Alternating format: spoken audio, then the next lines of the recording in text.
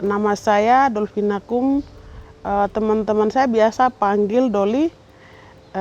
Saya mewakili komunitas yang dipimpin oleh saya sendiri.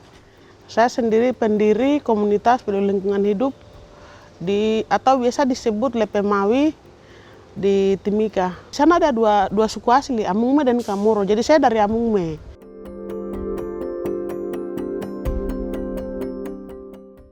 Arti menjadi aktivis lingkungan itu sebenarnya ini tentang panggilan, ya. Ini tentang panggilan, artinya bahwa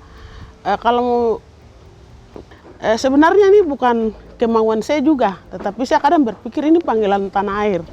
Jadi bagaimana orang-orang dipilih oleh alam ataupun oleh Tuhan atau apapun untuk bagaimana berjuang mempertahankan tanah air itu. Kalau mau bilang aktivis lingkungan itu kan dia lebih melakukan ini ke korporasi, ya, perusahaan. Jadi itu ancamannya lebih serius karena orang-orang mempunyai kepentingan di perusahaan. Dia akan kerjasama dengan perusahaan dan ancamannya itu dari orang kita sendiri yang memiliki ancaman itu. Dari kita punya orang sendiri dan juga dari yang luar, dan juga belum lagi orang yang mengamankan mereka seperti keamanan, TNI, Polri, dan ini biasa sering terjadi.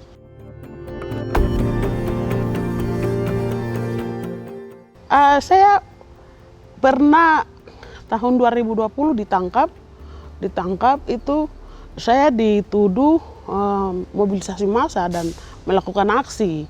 Yang sebenarnya 2020 itu kan waktu itu kami itu pas bertepatan dengan ini, ya, hari di mana waktu itu ada isu kasus rasis itu. Cuman waktu itu sebenarnya bukan saya yang memimpin di situ. Saya hanya ke situ dan karena saya merasa aktivis, jadi saya berpartisipasi, tetapi tiba-tiba di situ kamu yang nama Dolvina Kum. Saya bilang, iya Pak, polisi, terus langsung tangkap dia, hanya itu. Oh ya, jadi yang kami lakukan di komunitas saya itu, kami melakukan pendampingan, kami memang tidak memiliki apa-apa, tetapi artinya bahwa sekretariat pun sering pindah-pindah, kami menjalankan organisasi kami pun masih melalui sumbangan anggota iuran wajib, tapi kami ya tadi jiwa-jiwa aktivis yang memang selalu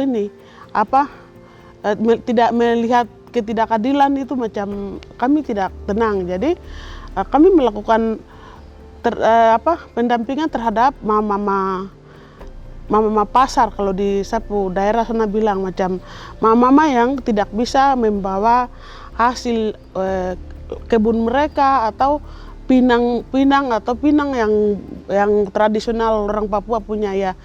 Mereka kalau tidak bisa mengakses ke pasar, dan kami tanya kenapa mereka tidak bisa karena mereka tidak punya transportasi setiap hari ke pasar, ke sini.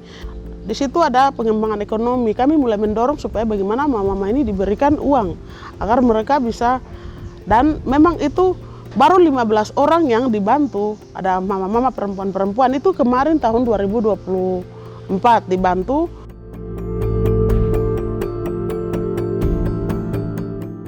Kami ingin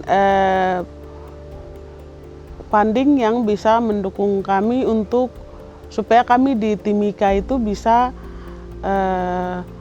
kami mempunyai rumah perlawanan atau sekretariat.